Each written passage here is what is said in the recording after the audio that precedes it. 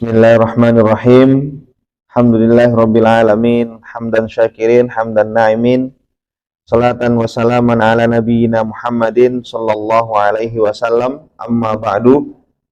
Yang kami hormati Bapak Ketua PCM Subah, Bapak Ibu sekalian, yang kami hormati Ibu Ketua PCM Subah serta ibu-ibu yang hadir dan para sesepuh PCM di kota nyebutnya di daerah ini.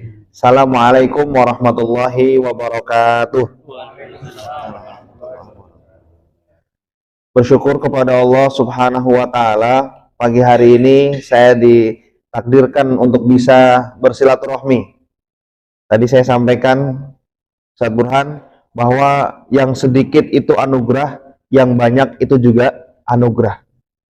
Ya, jujur saya kok lebih seneng ngisinya tuh yang sedikit, Pak. Oh iya. Ya, karena kesannya tuh lebih intimate gitu ya, lebih spesial. Nah, karena apa? Cabang-cabang di luar negeri disebut istimewa mungkin juga karena anggotanya nggak banyak.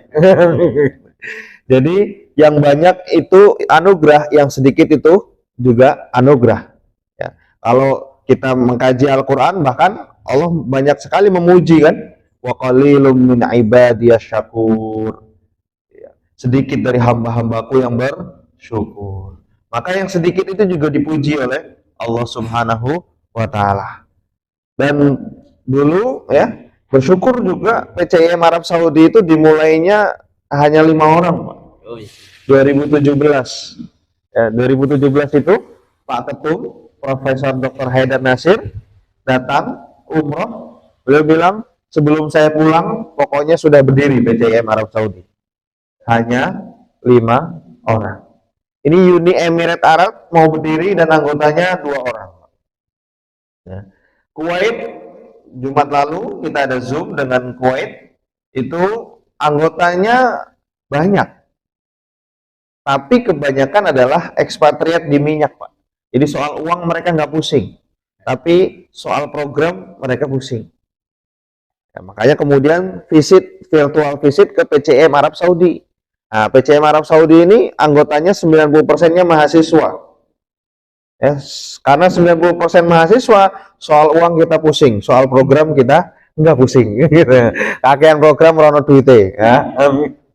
Jadi bersyukur kepada Allah Subhanahu wa taala bahwa kita dipertemukan dalam kajian pagi hari ini, silaturahmi kita pagi hari ini. Selanjutnya mari kita bersolawat kepada Rasulullah Shallallahu Alaihi Wasallam. Beliaulah sebaik-baik suri toladan. Beliaulah yang kemudian menyebut kita sebagai umat yang dirindukannya. Bahkan saat beliau bersama dengan para sahabatnya, ya, beliau rindu dengan kita. Itulah yang membuat kita juga seharusnya merindukan beliau. Dan Bapak Ibu yang dirahmati Allah, apa yang kita lakukan pagi hari ini tidak lain dan tidak bukan adalah kita ingin agar pertemuan-pertemuan seperti ini menjadi saksi bagi kita, ya, menjadi pemberat bagi kita bahwa Ahad 13 Agustus 2023 ada satu amal yang keterima. Amal apa itu? Ngaji Ahad pagi, ya, di PAUD. Amin ya robbal alamin. Karena kan beliau bersabda, ya, tidak kullu bani Adam khata'. Ya, setiap bani Adam, setiap umat manusia itu pasti punya kesalahan. Wa khairul khata'in at-tawwabun. Orang yang terbaik dari orang-orang yang bersalah adalah orang-orang yang bertaubat.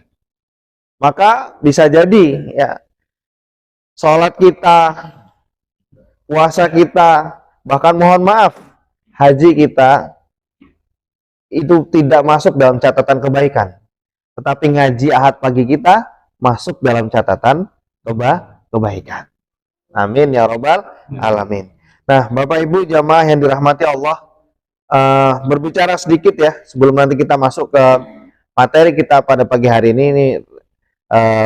Saya akan sedikit sharing ya, izin tentang kenapa kemudian PCM Arab Saudi harus berdiri. Ya, kalau bahasanya adalah kita itu mengembalikan perjalanan dari pendiri persyarikatan ini yaitu Kiai Haji Ahmad Dahlan. Ya, ini saya nggak promosi, ini saya kasihkan nanti ke sini. Ya, di sini ini adalah majalah pertama kita, Al-Manaroh dari Tanah Suci Mencerahkan Negeri. Di sini disebut pemuda negarawan Muhammadiyah dari negeri Tanah Suci. Siapa-siapa aja sih tokoh-tokoh Muhammadiyah yang belajar ke Tanah Suci? Di antara aja Kiai Haji Ahmad Dahlan. Ya, bahkan beliau 2 kali ke sana. Bahkan beliau kemudian nanti berubah namanya kan, yang awal dari Darwis kemudian menjadi Ahmad Dahlan. Lalu kemudian ada Kiai Haji Agus Salim. Lalu nanti di era-era belakangan kita menemukan tokoh Buya Hamka. Buya Hamka belajar ke Tanah Suci, kabur dari rumahnya. Dan itu adalah bahasanya adalah kita nyambung sanad. Ya, kita belajar ke Tanah Suci itu bukan karena kita serta merta seperti Tanah Suci, enggak. Karena dulu Kiai Haji Ahmad Dahlan juga belajar ke Mekah. Karena dulu Buya Hamka juga belajar ke Mekah. Bahkan Buya Hamka punya keinginan dalam tanda kutip untuk tinggal di Mekah yang dalam waktu yang lama. Kemudian pada suatu musim haji ketemu dengan Agus Salim. Nah, kata Kiai Haji Agus Salim apa? Kamu kalau mau berjuang tempatnya di Indonesia, bukan di Tanah Suci. Ya di sana udah belajar aja. Ya perjuangannya adalah ya, Indonesia. Nah, majalah ini kemarin kita cetak tujuannya apa? Agar kita bisa punya tempat ngumpul seperti ini, Pak. Ini tempat ya, saat kita berkumpul seperti ini 20 orang. Ini ketahuilah dan syukurilah bahwa di sana itu kita mau kumpul kayak gini aja sulit. Ya, di Saudi kita mau kumpul kayak gini sulit. Pertama nggak boleh mau ada perkumpulan-perkumpulan yang ya di luar yang mereka gariskan. Yang kedua nggak ada tempatnya. Nggak ada tempatnya. Makanya kemudian saya dari pulang itu saya jualan majalah. Ya, ini 40.000 saya jual. Di sini ada informasi beasiswa, ada kemudian info seputar haji dan umroh. Ini edisi pertama. Ada kemudian tulisan-tulisan dari teman-teman kita tentang tempat-tempat yang diziarahi di sana yang biasanya jamaah umroh nggak sempat ke sana misalnya. Nah, saya keliling tuh ngisi ahad pagi sambil jualan majalah. Demi bisa bayar tempat, nyewa tempat. Masya Allah, 6 bulan kita sewa 40 juta. 6 bulan 40 juta, ya 1 tahun 80 juta di basement. Ya, punyanya 40 juta kita bayar dulu 40 juta. Ya itu kan tekad baik, insya Allah Allah akan berikan jalannya. Lah kok bulan kedua Pak Ketum, Profesor Dr. Haidar Nasir umroh. Nanya, Mas, ini sewanya gimana, Mas? Ya Prof, ada jamaah umroh yang nyumbang, ada kemudian jual majalah. Ya sudah, nanti PP bayarin. Masya Allah, itu nggak nyangka, kita nggak ada dalam benak kita udah minta dulu ke PP, nggak, karena kita pengen bergerak dulu. Nah, kita pengen kemudian menunjukkan bahwa kita punya tempat untuk berkumpul, kita kemudian punya tempat untuk ngaji. Januari kita sewa, kita langsung buat program namanya Kuliah Kemuhammadiyahan. Pakai bukunya Profesor Dr. Haidar Nasir. 2 jilid. Kita buat 7 series. Karena ya Muhammadiyah di teman-teman di Arab Saudi ini rata-rata adalah kalau kita nyebutnya Pak mualaf Muhammadiyah. Jadi beliau ini di Indonesianya tidak berorganisasi secara, kemudian ke Saudi, kemudian ada kita, kemudian bergabung dengan kita dan kemudian mendengarkan kajian kita, ikut kegiatan kita dan lain sebagainya. Maka perjuangannya kita itu sama. Ya, di sini mungkin 20 orang tapi sudah ada tempatnya.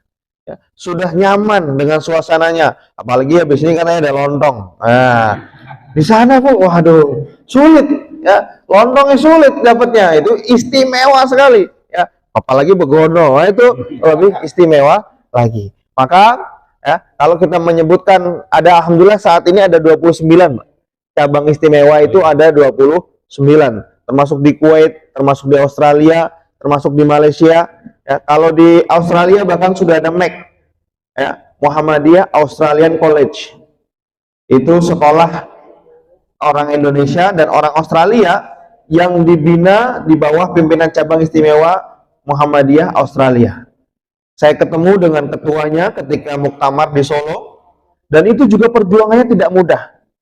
Bagaimana mereka menghadirkan MEK di sana, kemudian di Malaysia ada Universitas Muhammadiyah Malaysia, itu juga perjuangannya tidak mudah. Nah, doakan di Saudi nanti ada tempat, kalau Bapak Ibu jamaah sekalian umroh, ada tempat Muhammadiyah atau Surya Citra Madani atau Suara SM Tower di sana. Amin. Allahumma amin.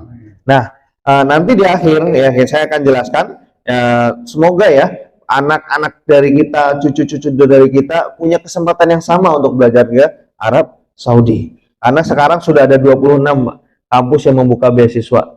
Alhamdulillah ada orang Tersono itu keterima juga di sana.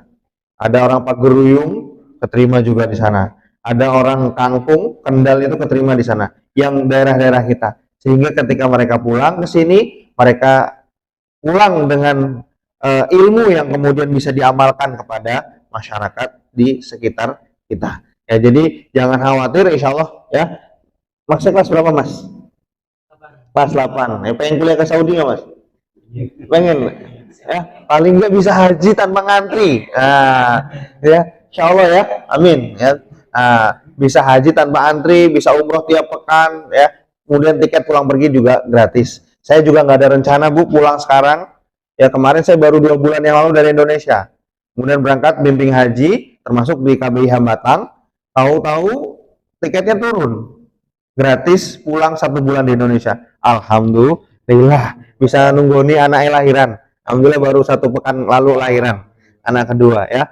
Ya, jadi itu sekilas tentang pimpinan cabang istimewa Muhammadiyah Arab Saudi. Ya, sekarang alhamdulillah anggotanya kurang lebih sekitar 120-an. Dari yang awalnya 5 orang, dari yang 2017 lalu diresmikan ya dengan kegiatan yang tertatih-tatih, karena di Saudi itu tantangannya 2. Pertama, peraturan negaranya tidak mengizinkan orang untuk berkumpul berserikat. Yang kedua adalah tantangan terhadap lingkungannya. Ya, karena di sana orang tidak biasa, bukan hanya peraturannya tidak boleh, tapi tidak biasa dengan adanya perkumpulan-perkumpulan seperti ini. Tapi atas berkat rahmat Allah, lalu kemudian doa dari ayahanda-ayahanda kita, dari jamaah sekalian, Allah mudahkan, kemudian Allah berikan jalan keluar. Tujuannya apa sih? Nah, ini yang sedang kita akan kaji pada pagi hari ini. Kenapa kemudian kita harus beribadah atau berorganisasi ya melalui jalur Muhammadiyah ini? Salah satu tujuannya adalah wa ma khalaqtul jinna wal insa illa liya'budun. Ya. Az-Zariyat ayat 56 ya. Ketika Allah berfirman, aku tidak menciptakan jin dan manusia kecuali untuk beribadah. Kira-kira Bapak Ibu jamaah sekalian, kalau kita beribadahnya sendiri, itu rawan godaan nggak? Rawan. Maka kemudian tidak salah ketika Rasulullah Shallallahu Alaihi Wasallam bersabda bahwa almaru ala dini khalilih, fal yandur man yukhaliluh. Manusia itu tergantung agama temannya. Fal yandur man yukhaliluh. Maka lihatlah siapa temannya. Adanya kita pagi hari ini berkumpul di sini adalah untuk beribadah kepada Allah Subhanahu wa Ta'ala. Dengan cara apa? Dengan cara berjamaah. Ya, dengan cara berjamaah. Ya.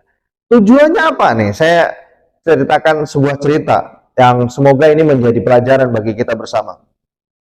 Suatu ketika, Bapak Ibu yang dirahmati Allah, ada seorang raja yang memanggil 3 orang rakyatnya pada kerajaannya. Lalu sang raja ini memberikan masing-masing kepada setiap warganya ini sebuah karung. Lalu dia berpesan kepada masing-masing dari 3 orang rakyatnya ini, wahai rakyatku, isilah karung-karung yang aku berikan kepada kalian ini dengan buah-buahan terbaik selama 40 hari. lalu kembalilah ke kerajaan ini. Orang yang pertama, ini karena yang dipanggil cuma 3 orang ya, nggak bisa diskusi, nggak bisa seperti kita berkumpul saling menasehati. Akhirnya setiap orang berpikir dengan pikirannya sendiri. Orang pertama mikirnya gini, ah, raja kan nggak mungkin punya banyak waktu untuk memeriksa isi karung saya. Akhirnya apa? Daripada dia susah-susah nyari buah-buahan terbaik, dia masukkan itu ke dalam karungnya apapun yang dia jumpai di hadapan dia. Dia masukkan kaleng bekas, dia masukkan nongko bosok, ya kan? Dia masukkan apa? Kelapa, ya. Dia masukkan apapun, yang penting penuh. Orang pertama dengan mudahnya dia bisa memenuhi karungnya. Orang kedua, dia mikirnya gini, alah, mungkin raja kan nengok bagian atasnya aja. Ngapain capek-capek saya harus mengisi karung saya dengan buah-buahan terbaik. Maka kemudian dia mengisi buah-buahan itu ya sekenanya aja. Dia nemukan apa kulit durian, nah, musim durian dimasukkan dalam situ. Dia menemukan apa kacang busuk, dia masukkan, hanya bagian atasnya saja yang dia isi dengan buah-buahan terbaik. Dan dia ditelok, oh isinya buah-buahan terbaik, ketok sekok duri. Nah orang ketiga dia mikir, ini kan perintah dari raja. Ini perintah dari orang yang jabatannya paling tinggi di muka bumi ini. Maka apapun yang terjadi, saya harus melakukan perintah itu. Dipenuhi karung itu dengan buah-buahan terbaik. Sulit nggak? Sulit. Dia harus menyeberangi sungai, dia harus musim hujan, musim dan lain sebagainya. Dengan segala tantangannya itu, kemudian dia memasukkan buah-buahan itu ke dalam karungnya. Dan ternyata benar Bapak Ibu. Setelah 40 hari ini Bu, raja nggak ngelihat isi karungnya. Wah seneng kan orang yang pertama sama kedua. Wah alhamdulillah benar toh. Enggak, raja nggak ngelihat isi karungnya. Tapi ternyata apa? Raja menyediakan 3 ruangan berbeda dan berpesan kepada mereka. Kalian masuklah ke dalam ruangan itu masing-masing dan makanlah dari apa yang telah kalian kumpulkan. Nah, pripun niku? Ya, orang ketiga ya dengan nikmatnya dia bisa menikmati hasil dari jerih payahnya dia selama mengumpulkan buah-buahan ke dalam karungnya. Orang kedua, bisa nggak dia makan yang bagian bawah? Nggak bisa, oh sini kacang bosok, kulit telo dan lain sebagainya kan? Kan nggak bisa, hanya bagian atasnya saja kan?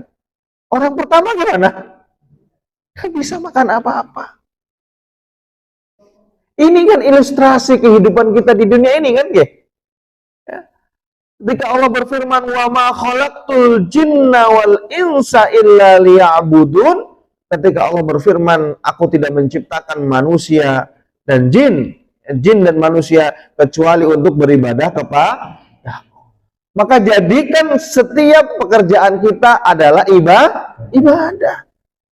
Setiap pekerjaan kita sedang memasukkan apa? Buah-buahan terbaik ke dalam karung kita. Ahad pagi kita, apakah ahad pagi kita ini menjadi buah-buahan terbaik yang bisa kita nikmati nanti? Ya, nggak ada Bu, haba amal nggak ada yang sia-sia dari kehidupan ini. Jadi semua yang kita lakukan ya, adalah bagian dari ibadah. Ya, dulu zaman Nabi ada yang protes kan, ada orang-orang yang mohon maaf, ya ekonominya terbatas, kemudian protes. Ya Rasulullah itu orang-orang kaya enak banget mereka, sedekahnya banyak, ya kan? Terus kemudian waktunya sholat ikut sholat sama kita, protes sama Nabi Pak.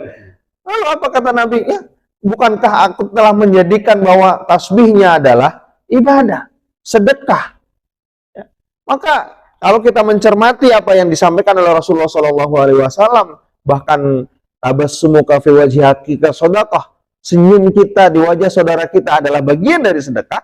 Maka seluruh lingkup kehidupan ini bisa kita jadikan sebagai sarana memasukkan buah-buahan terbaik ke dalam karung kita.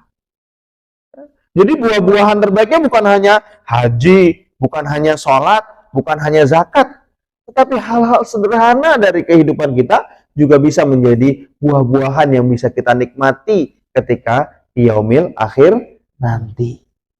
Nah, permasalahannya adalah apakah kita sudah tahu seberapa besar isi karung kita? Seberapa banyak buah-buahan yang sudah kita masukkan ke dalam karung kita? Kira-kira pripun? Udah ada yang tahu? Enten sen nimbang. Wis pirang kilo kira-kira? Hah? Isine napa nongkone cek apik. Kadang-kadang mohon maaf, nyumbang taman bermain melati ya 10 juta. Bertahan nih 3 tahun ikhlas. Suatu ketika ada acara nggak diundang gitu kan. Ora kelingan saya nyumbang 10 juta, bosok langsung buah-buahnya. Ya kan? Itu kan sulit sekali kan menjaga agar buah-buahan di dalam karung kita ini tetap menjadi buah-buahan terbaik. Yang bisa kita nikmati nanti. Bahkan, mohon maaf, Rasulullah pernah bertanya kepada para sahabat, Manil muflis? Siapakah orang-orang yang bangkrut itu? Apa jawabnya sahabat? Mala dirhamalahu wala dinar. Orang-orang yang nggak punya uang. Ya itu memang nggak salah. Tetapi kemudian Rasulullah menyampaikan sesuatu yang begitu luar biasa. Orang-orang yang bangkrut itu ternyata bukan orang-orang yang nggak punya uang, nggak punya dinar. Orang-orang yang dia sholat. Orang-orang yang dia puasa. Orang-orang yang dia berzakat. Tetapi apa? Sombong. Mendolimi, syatamahadah. Kemudian mendolimi orang lain. Itu kan berarti karungnya kebek, tapi ngisore bolong. Ya kan? Ngisore bolong. Itu yang harus kita khawatir. Kemarin tadi di awal saya sampaikan bahwa bisa jadi ahad pagi kita ini yang kemudian bertahan di dalam karung itu. Karena yang lain bolong. Sedekah saya 1 juta, bolong, merucut. Ya. Apalagi, mohon maaf saya nanti di haji itu yang paling sering kita sampaikan adalah jaga niatnya kan. Kenapa? Karena bisa jadi ibadah yang besar itu menjadi kecil. Ini Abdullah ibnu Mubarak, salah seorang ulama yang begitu luar biasa, menyampaikan satu kaidah yang luar biasa, Bapak Ibu. Rubba amalin saghiratin yukabbirhu an-niyah. Wa rubba amalin kabiratin yusaghiruhu an-niyah. Bisa jadi amalan yang kecil dibesarkan oleh niat. Ngaji cuma segini, Pak. Tapi ini menjadi cikal bakal generasi lanjutan yang begitu luar biasa. Tapi bisa jadi amalan yang besar, ketoke gede, ketoke wakeh wonge, tapi kosong, dikecilkan oleh niat. Niatnya apa? Ben ketok kayak Muhammadiyah rame. Ketoke rame tok, tetapi kemudian tidak ada akarnya, tidak ada bekasnya di dalam diri kita. Maka yang sederhana, yang kecil-kecil itu, ya kalau mbah-mbah kita kan sering karo gendong putune, karo zikir. Orang-orang ngerti kan. Padahal itu adalah ibadah yang begitu luar biasa. Yang mungkin sulit untuk bocor, Mbak. Sulit untuk bocor. Sholat malam kita saat orang lain gak ada yang tahu, itu sulit untuk bocornya. Sulit kemudian untuk kita pamerkan kepada orang lain. Sulit untuk kemudian kita tunjukkan kepada orang lain. Maka bapak-bapak kan juga di hadis Nabi sampaikan, afdhalus sholati rajul fi baitihi ilal maktubah. Bahkan sebaik-baik sholatnya laki-laki itu di rumahnya, kecuali yang wajib. Nah, ya, sunnah di rumah, kecuali yang wajib baru di masjid. Nah, itu Rasulullah ingin mengajarkan kepada kita bagaimana kita menjaga ibadah-ibadah kita. Ya, ibadah-ibadah yang mahdoh misalnya, yang kita berangkat dari ibadah mahdoh, dijaga. Agar apa? Agar tidak seperti kita punya karung yang seolah-olah, oh saya sudah puasa, oh saya sudah zakat, oh saya sudah kemudian melakukan segala amal ibadah, sehingga kita merasa bahwa oh amalku wes akeh. Ternyata dia nggak sadar, sebagaimana yang disampaikan Nabi tadi, orang-orang yang bangkrut, orang-orang yang dia datang dengan puasanya, orang-orang yang datang dengan zakatnya, orang-orang yang datang dengan ibadahnya, walakin syatama hadza. Kemudian dia menghina saudaranya. Ora tau ning masjid kowe kokan. Ora mlebu swarga kowe. Nah, kan? Bukannya ngajak orang, malah menghalangi orang untuk ke masjid. Ya. Kemudian safaqadama hadza, kemudian dia menumpahkan darah orang lain. Ya, masjidnya rajin, tapi sama saudaranya sendiri enggak pernah nyapa. Sama saudaranya sendiri kemudian dia berbuat zalim dan lain sebagainya dan lain sebagainya. Maka wa ma khalaqtul jinna wal insa illa liya'budun. Yang pertama adalah bagaimana kita berusaha semaksimal mungkin. Ya, kalau kita pakai analoginya adalah memasukkan buah-buahan itu ke dalam karung kita. Karena kalau karungnya kebek, kira-kira siapa Bu yang makan? Kita sendiri ya. Ya, Pak, yang karungnya naik kebek yang makan kan kita sendiri. Ya, bukan orang lain. Saat tidak ada lagi yang mampu memberikan syafaat kepada kita. Ya, makanya kalau kita selalu bilang sama teman-teman ya, teman-teman di PCM Arab Saudi, Muhammadiyah ini adalah ladang perjuangan kita. Ya, Muhammadiyah di sana itu adalah ladang perjuangan kita. Maka ayo, apa yang bisa kita berikan? Ya, Islam ini juga adalah ladang perjuangan kita. Islam ada kita, nggak ada kita, tetap jalan nggak? Tetap jalan. Tapi bagaimana kemudian kita mengambil peran dalam perjalanan itu? Kita mengambil peran dalam perjuangan, itulah yang kemudian akan menjadi pemberat timbangan kulolan panjenengan sami. Ya. Beribadah kepada Allah Subhanahu wa taala, kalau kata Imam Syafi'i ya, kemudian dijelaskan, ya, la yu'mar wa la yunha. Apakah mungkin manusia itu ya, kemudian diciptakan untuk beribadah tanpa ada aturan? La yu'mar wa la yunha. Tidak diperintahkan, kemudian tidak dilarang. Wes ibadah sakarepmu kan, enggak. Ada aturan-aturan yang Allah buat. Ya, bahkan tadi ya, sabda Nabi, almaru ala dini khalili. Bahkan sampai dikasih tahu nih, kalau kamu pengen beribadahnya benar, pengen beribadahnya lurus, pengen beribadahnya bagus, cari teman-teman yang kemudian mengajak kepada hal-hal yang baik. Cari kemudian teman-teman yang mengajak kepada hal-hal yang kemudian mendewasakan, hal-hal yang kemudian mencerahkan kita.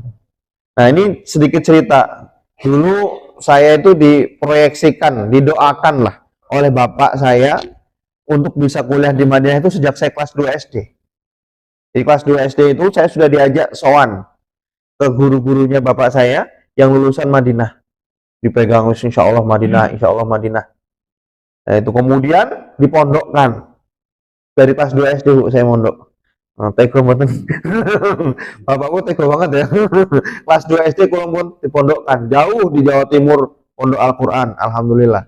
Lalu kemudian SMP juga di pondok, kemudian SMA adalah juga di pondok. Jadi dari SD kelas 2 sampai SMA di pondok. Itu adalah salah satu ya, cara kita berusaha mengabulkan doa-doa kita. Jadi, ya Allah berikan kami anak yang soleh, tapi anaknya ora di kayak pendidikan agama. Ya Allah jadikan ya kami keluarga yang baik, tapi kemudian anaknya tidak diberikan pendidikan agama yang baik. Nah, itu adalah sama kayak orang tadi pengen makan di ruangan buah-buahan terbaik, tapi suruh ngumpulin masukin buah-buahan terbaik tidak mau. Angel, ya memang angel caranya. Ya teman-teman, alhamdulillah atas izin Allah yang diberikan kesempatan untuk kuliah di Arab Saudi memang bukan semuanya lulusan pondok pesantren. Ada satu teman kita, anak Muhammadiyah, itu Bu, lucu. Dia tahu Madinah itu dari novelnya Habibur Rahman Al-Shirazi yang judulnya Bumi Cinta. Kemudian dia googling sendiri, dia terjemahkan berkas sendiri, kemudian dia keterima. Kata ibunya apa ketika keterima? Kowe kok Pak kuliah barang. Wis kerja ning pabrik kaya mas-masmu. Coba bayangkan. Anaknya mau kuliah, lalu tidak diizinkan oleh orang tuanya. Tapi kemudian dia berdoa, dan Allah bukakan hati orang tuanya, dia izinkan untuk kuliah ke Saudi. Bukan lulusan pesantren, tapi dari keluarga yang luar biasa. Lalu apa yang kemudian dia lakukan? Dia mulai semuanya dari nol. Dia ngajinya dari nol di Masjid Nabawi. Dia belajar bahasa dari nol. Kemudian di Universitas Islam Madinah. Maka ya, bentuk ibadah kita yang kedua adalah dengan kita tidak berhenti sampai di kita saja ibadahnya. Apa? Tidak berhenti sampai di kita saja ibadahnya. Ya. Kalau kita diizinkan Allah untuk kemudian punya anak-anak yang soleh, maka disitulah ibadah kita tidak berhenti. Ya. Maka ya, yang sekarang kita harus persiapkan adalah ya mungkin kalau kita berbicara ya bagaimana bisa mendapatkan beasiswa di Saudi dengan gaji tiap bulan, dengan fasilitas yang luar biasa, itu adalah suatu harapan. Tetapi yang harus kita lakukan adalah mempersiapkan generasi-generasi masnya ini, generasi mbaknya ini untuk bagaimana menjadi generasi penggantinya Ki Haji Ahmad Dahlan. Menjadi generasi penggantinya ya Ki Haji Agus Salim, mengganti generasinya Buya Hamka. Dalam rangka apa? Ibadah kepada Allah Subhanahu wa taala. Maka kalau mengutip Gus Baha nih Pak, nek ndelok anak niku Bu, ojo delok jajane akeh. Delok wae bahwa anak kita adalah orang-orang yang akan meneruskan sujud kita kepada Allah Subhanahu wa taala. Kan intinya di situ. Maka di Al-Baqarah itu diabadikan. Ketika Nabi Yakub mau meninggal, itu kan ditanya anak-anaknya, "Ma ta'buduna min ba'di?" Coba pertanyaannya apa? Ibadah. Karena Nabi Yakub tahu bahwa wa ma khalaqtul jinna wal insa illa liya'budun. Maka Nabi Yakub ora takon karo anake, "Oh nek aku mati kok kerjane piye?" "Oh nek aku mati kayak sawahe kayak piye?" Kan enggak tanya kayak gitu. Karena Nabi Yakub tahu bahwa wa ma khalaqtul jinna wal insa illa liya'budun. Bahwa manusia dan jin itu diciptakan untuk beribadah kepada Allah. Maka kemudian apa pertanyaannya? Ma ta'buduna min ba'di? Apa wahai keturunanku yang akan engkau sembah setelah aku meninggal? Coba. Oh, nek mau meninggal kok takone ngono kan? Wis mati kok takone, mbok wis ora mikirnya awake dhewe kan gitu. Tapi enggak, karena beliau pengen ibadahnya ini ada yang melanjutkan. Baru kemudian dijawab oleh anak-anaknya, qalu na'budu ilahaka wa ilaha abaika Ibrahim wa Ismail. Itu kan jawaban yang menenangkan bahwa setelah kita pergi nanti ada yang mendoakan kita. Rabbi firli wali walidayya warhamhuma. Milih ono sing ndongake apa ono sing transfer, Pak? Ayo, Bu. Ayo. Yang transfer kan meninggal pe orang di rekening. Kan tapi kalau mendoakan, nah ini adalah proses. Ini adalah proses yang nggak mungkin disiapkan dari 1 hari 2 hari. Masa tahu-tahu anaknya nggak pernah dikasih pendidikan agama, tahu-tahu mau meninggal mata buduna mim ba'di. Wahai anakku, apa yang akan kau sembah setelahku? Apa kok takone ngene barang? Mau di sertifikat omah tanah, harus cepat dibagi wis Pak mati kan gitu. Maka mempersiapkan generasi ini adalah PR kita agar keberlanjutan ibadah kita kepada Allah itu masih terjamin. Itu PR kita semuanya Bapak Ibu yang dirahmati Allah. Ya. Maka ini PCM Arab Saudi ini kita punya program di musim liburan musim panas ini adalah safari madrasah. Kita datang ke sekolah, kita datang ke lembaga-lembaga, memberitahu kepada mereka bahwa ayo, paling tidak kalau bisa kuliah ke Arab Saudi itu dekat sama Mekah, Madinah. Iso nek keluargane ono masa bisa mendoakan. Bukan hanya laki-laki, perempuan juga sekarang diberikan kesempatan untuk kuliah ke Arab Saudi. Kita punya namanya safari madrasah. Kita datang ke sekolah-sekolah, kita datang ke lembaga-lembaga, bukan hanya pondok pesantren, bahkan sekolah-sekolah umum juga. Adalah dalam rangka itu menjaga agar anak-anak kita ini tetap terjaga ibadahnya kepada Allah Subhanahu wa taala. Ya. Jadi memang trennya itu adalah 80% yang keterima di Arab Saudi adalah alumni dari pondok pesantren. 20%-nya lah kurang lebih dari umum. Nah, paling tidak mereka sudah siap ya, belajar paling tidak 5 waktunya terjaga, kemudian 3 kali sehari makannya juga terjaga, nggak ada boba-boba. Ya kan kalau di pondok pesantren kan nggak ada boba-boba dan lain sebagainya kan, ngeluh kan, itu merusak generasi dengan diabetes. Gitu. Itu kan manisnya luar biasa. Nah, itu salah satu caranya. Jadi nanti anak-anak 18 tahun gitu ya, mohon maaf sekarang kan udah banyak yang kena penyakit-penyakit yang harusnya diderita oleh orang yang mungkin udah 40 tahun. Nah, generasi yang lemah, bagaimana dia bisa beribadah dengan baik kalau dia menjadi generasi yang lemah? Maka ayo ya, kalau ada pondok, ada MBS di sini, nah itu salah satu menjaga wa ma khalaqtul jinna wal insa illa liya'budun adalah dengan memasukkan anak-anaknya ke pondok-pondok pesantren. Nah, saat mengajar di pondok pesantren di MBS Mulyadi juga, ayo masukkan anak-anak kita. Agar ketika kita kasih tahu, ayo nak masukkan ke dalam buah kita karung-karung terbaik, buah-buahan terbaik, nggak seperti orang yang pertama, Gusti Allah delok isi karung kupu. Dia nggak paham bahwa hal jazaul ihsan ilal ihsan. Bahwa yang kita usahakan di dunia ini, ahad pagi kita, harusnya kan kita bisa aja nggak hadir ke sini. Harusnya kita bisa aja nonton TV di rumah. Ngapain kita ini adalah salah satu cara kita untuk beribadah kepada Allah. Anak-anak zaman sekarang, kalau tidak difahamkan dengan ini, maka menjadi hal yang pragmatis. Ahad pagi ono duitnya pura. Kan pragmatis. Semuanya diukur dengan duit. Makanya enak pura. Dia nggak berpikir hal-hal yang jangka panjang. Bahwa hal-hal yang seperti inilah yang akan kita nikmati nanti ketika tidak ada lagi yang bisa kita usahakan di dunia ini. Sehingga apa? Sehingga bisa kita menjaga. Oh, aku konconane karo sing iki wae. Oh, kalau saya berteman dengan si fulan, kemudian dia akan mengajak saya kepada onone apa? Shopee apa shop ya, TikTok shop, wah, HP, tonggone tuku kulkas anyar, melu tuku kulkas anyar. Itu karena lingkungannya adalah orang-orang yang seperti itu. Coba kalau lingkungannya, nyumbang 1 juta, Pak nyumbang piro. Nah, itu adalah lingkungan yang akhirnya membentuk ibadah-ibadah kita. Maka bersyukur Pak, ada lingkungan kecil seperti ini sangat amat membantu menjaga ibadah kita kepada Allah Subhanahu wa Ta'ala. Ya, tidak mudah, Bu, Pak. Makanya kalau para ulama itu bilang al-istiqomah luzumul karamah, bahwa keistiqomahan kita untuk bisa hadir ini akan menghadirkan sesuatu yang Allah berikan kepada kita. Dan kan gak mudah kan menjaga keistiqomahan kita untuk bisa hadir terus-terusan ahad pagi. Kita punya kajian tiap pekan, tiap bulan itu kajian tarjih. Itu juga agak sulit untuk bisa istiqomah. Oh, ada yang alasannya sibuk di Masjid Nabawi. Alasannya memang selalu alasan-alasan kebaikan.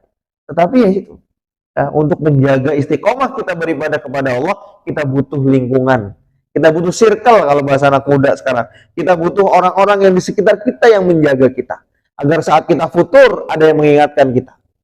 Nah, para sahabat Nabi, itu dulu punya satu program, namanya Hayya Nu'minu Sa'ah. Mereka itu duduk bareng-bareng, kemudian mengingat kematian. Dan sing Pak tuku kulkas urung tekan iki, mati kulkas ora digowo, ora sida. Sing mase, aku kurang akeh mase. Mengingat kematian kan? Kemudian, oh iya.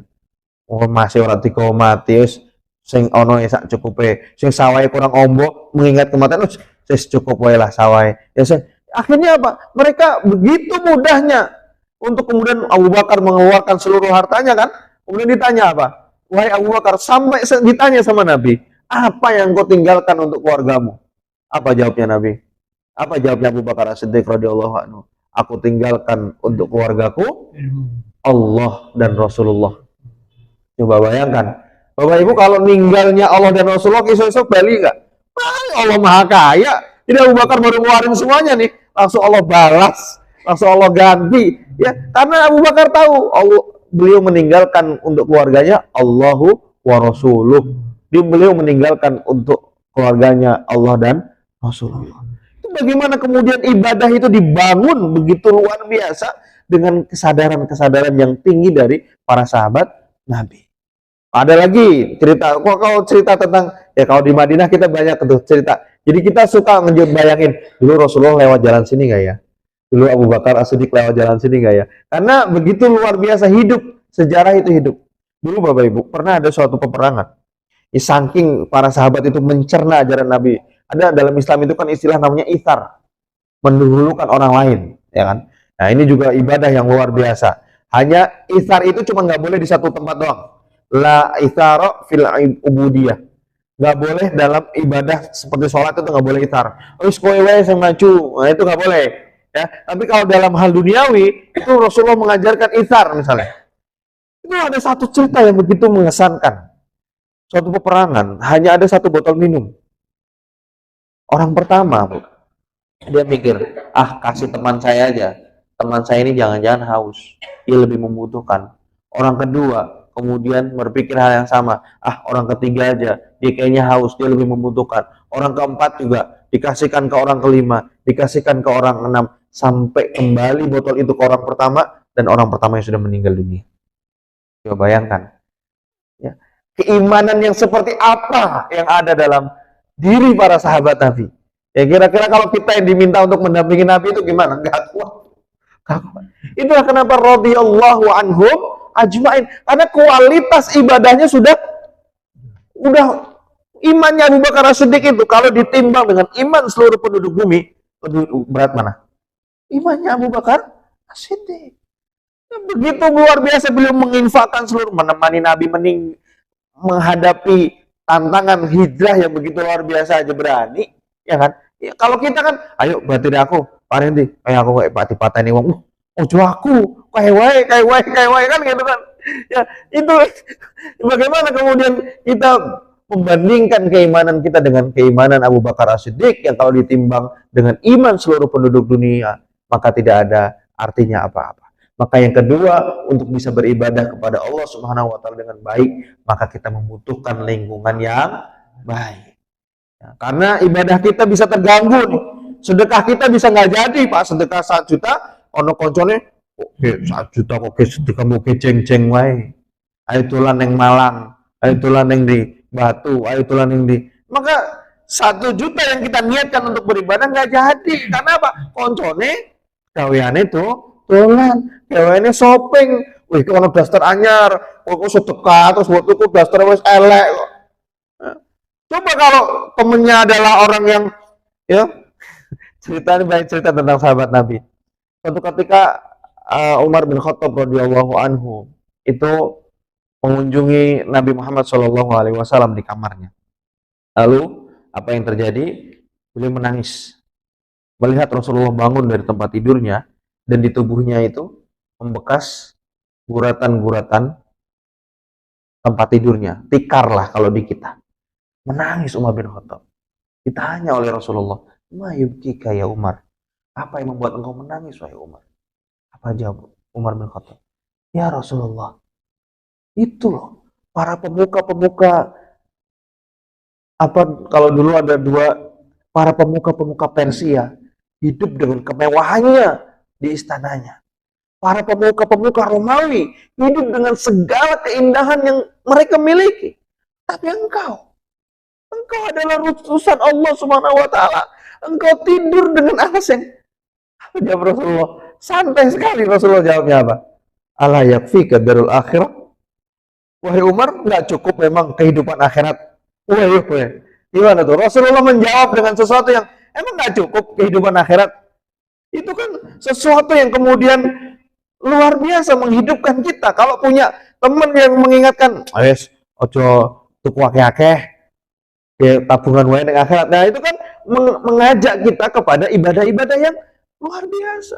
Karena temennya donyo tok sing dipikir, ya akhirnya orang situ sedekah, orang situ nyumbang, orang situ melu kajian. Nah, maka ayo ya, awal-awal perintisan PCM Arab Saudi itu ada tamu datang iuran. Kita selalu iuran terus. Alhamdulillah, sekarang kita diberikan sedikit kemudahan oleh Allah Subhanahu wa taala. Sehingga sekarang sistemnya subsidi, Zat. Kalau ada, karena kita harus keluarinnya itulah kita berjuang dengan harta dan jiwa raga kita. Karena kita tahu bahwa yang kita keluarkan itulah yang akan kita nikmati di akhirat nanti. Yang kita sumbangkan itulah yang akan menjadi buah-buahan kita. Yang kita makan, ini kata Buya Hamka, yang kita makan akan menjadi kotoran, yang kita pakai akan usang, tetapi apa yang kita berikan akan menjadi keabadian. Nah, itu adalah ya bagaimana kita ibadahnya orang akot, ya kan? Wa ma khalaqtul jinna wal insa illa liya'budun, kan kata manusia dan jin diciptakan untuk ibadah. Berarti orang oleh kerja. Oleh kerja itu adalah ibadah kita. Orang oleh dagang, ya oleh dagang itu adalah ibadah kita. Apakah dagang yang kemudian menjadikan kita kaya? Kan kalau ibadah dagang jadi kaya, semua orang berdagang kaya, tapi nyatanya enggak, karena Allah sudah menakar rezeki kita masing-masing. Enak. Wah, aku Pak Ibadah nanti neng pasar kok ibadah. Ya ini adalah ibadah saya. Jualan ini ibadahnya saya. Soal rezeki itu kemudian Allah yang memberikan. Oh, satu dikasih banyak, satu dikasih sederhana, satu dikasih. Karena sejatinya yang kita lakukan semuanya niatnya adalah ibadah kepada Allah Subhanahu wa taala. Maka yang terakhir, yang ketiga, Bapak Ibu jamaah dirahmati Allah, bagaimana tadi Nabi Yakub alaihi salam berpesan, bertanya kepada anaknya, apa yang engkau sembah kepada setelah aku meninggal, maka ayo kita wariskan ya keimanan kita ini. Iman kan tidak bisa diwarisi kalau kata lagu ya, tapi kita bisa memberikan pendidikan iman yang luar biasa kepada anak-anak kita. Salah satunya adalah dengan cara memberikan pendidikan agama kepada anak-anak kita. Masukkan mereka ke pesantren-pesantren, masukkan mereka ke lembaga-lembaga pendidikan. Tadi malam di pondok saya baru ada pentas seni, ya pentas seni anak-anak SD. Kita ada pesantren SD, ya, ada orang Tersono, ada orang Limpung ngafal Al-Quran. Ya SD wis menghafalkan Al-Quran ya, itu karena berkaca dari pengalaman Bapak. Ya Bapak memasukkan saya SD, kakak saya SD, adik saya SD. Katanya kalau saya nggak dimasukkan pondok dari SD, jadi tukang barongan, Pak. Nah, soalnya awal cilik aku kebiasaannya ngoleksi pecet barongan. Dulu yang di Limpung, yang di Tersono, yang di Kalongan. Akhirnya wis timbang dadi ahli barongan lebu pondok we. Nah, alhamdulillah orang dadi tukang barongan kan gitu. Ya, itu dulu ya memang berat, tapi alhamdulillah kemudian Allah mudahkan ya. Kemarin baru lulus juga orang Tersono, orang Limpung itu. Monggo kalau ada anak-anak didiknya dari sini ya. Kalau orang tuanya ada dari kita itu udah 5 tahun nggak pernah ketemu ibunya. Ibunya di Hong Kong, bapaknya nggak tahu di mana. Akhirnya sama mbahnya dibawa ke pondok, diselamatkan lah bahasanya ke generasi-generasi. Agar apa? Tujuannya satu kalau kata Gus Baha, agar anak-anak kita itu meneruskan sujud kita. Agar habis sholat itu Robbi firli wali walidayya warhamu. Karena kan cuman itu kan yang kita harapkan setelah kita tidak ada lagi di dunia ini. Ya, kalau saya pernah buat tulisan, biasanya saya ngisi itu adalah tentang keabadian itu, bahwa kita bisa saja meninggal, kita bisa saja kapanpun dipanggil oleh Allah Subhanahu Wa Taala. Tapi agar legacy ini, agar keabadian ibadah ini bisa teruskan, salah satunya adalah dengan cara memberikan pendidikan yang terbaik untuk anak-anak kita. Imam Syafi'i itu yatim, Bu, tapi ibunya tahu bahwa saya harus memberikan pendidikan ini kepada anaknya. Akhirnya apa? Digendong kan. Imam Syafi'i digendong oleh ibunya, belajar sekeliling Palestina. Habis ustaz-ustaz di Palestina, dibawa Imam Syafi'i kecil ke Mekah. Di Mekah itu, ini saya baru dapat tadi malam fakta, bahwa untuk belajar itu kan harus bayar, dan mahal sekali. Nah, Imam Syafi'i ini nggak punya uang ternyata. Karena ibunya janda, nggak punya uang. Akhirnya apa yang dilakukan Imam Syafi'i? Ada tempat ngaji gitu, halakoh, Imam Syafi'i mondar-mandir. Dia dengar, untuk mendengarkan, karena untuk dia bisa duduk di halakoh itu dia harus bayar mahal zaman itu, ya kan. Kemudian dia mondar-mandir, dipanggil sama gurunya, ya, kamu ngapain mondar-mandir di sini gitu kan. Ya saya nggak punya uang untuk duduk di sini, saya hanya mendengarkan, mencuri-curi dengar. Lalu ditanya, apa yang sudah kamu dengarkan? Lalu dia ulang apa yang sudah dia dengarkan, dan gurunya takjub, katanya, wallahi kamu duduk di sini dan nggak usah bayar. Nah itu kan luar biasa.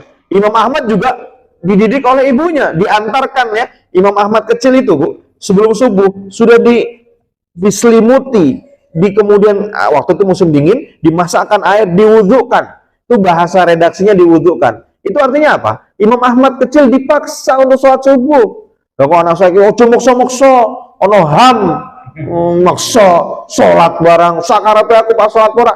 Gimana? Imam Ahmad kecil diwudhukan oleh ibunya. Diwudukan, itu kan diwudukan apa? Dipaksa untuk wudhu kan. Kemudian apa? Digendong ke masjid, diantarkan, dan pesan ibunya, astaudi'ukallah alladzi la yudhi'u wada'u. Aku titipkan engkau kepada Allah yang tidak akan pernah menyia-nyiakan titipannya. Jadi kalau kita nanti belajar ya, kita nantilah sesi-sesi kita belajar bagaimana para ulama-ulama itu. Imam Nawawi orang tuanya bukan seorang ulama, pedagang, tetapi beliau selalu mendorong Imam Nawawi untuk hadir ke majelis-majelis ilmu. Ayo, kalau generasi kita dulu ngaji angel ya, pakai Pak Kudu kan, angel kan gitu ya, generasi sebelum 90-an. Maka sekarang di saat semua kemudahan Allah bukakan, jangan sampai generasi kita buta Al-Quran, buta kebaikan, dan yang lebih bahaya lagi adalah mereka tidak tahu bahwa tujuan hidup kita adalah untuk beribadah kepada Allah Subhanahu wa Ta'ala. Itu aja, Pak. Mohon maaf ya atas segala kekurangan. Mohon maaf nih saya ngomongnya masih cepet-cepet ya. Ngapunten, ini biasa nih. Ngomongnya kok berkul cepet-cepet ya. Ini yang lagi saya usahakan ya untuk bisa lebih pelan-pelan gitu ya. Semoga ke depan bisa lebih baik lagi. yang benar dari Allah Subhanahu wa taala, yang salah dari diri saya pribadi. Kurang lebihnya mohon maaf. Terima kasih atas kesempatannya, atas waktunya. Ini nanti saya tinggal di sini ya. Silahkan yang mau baca. Saya bawa lebih sih, tapi kalau yang mau boleh ya. Itu nanti keuntungannya untuk membiayai markas dakwah di Arab Saudi. Jazakumullah khairan katsiran. Assalamualaikum warahmatullahi wabarakatuh.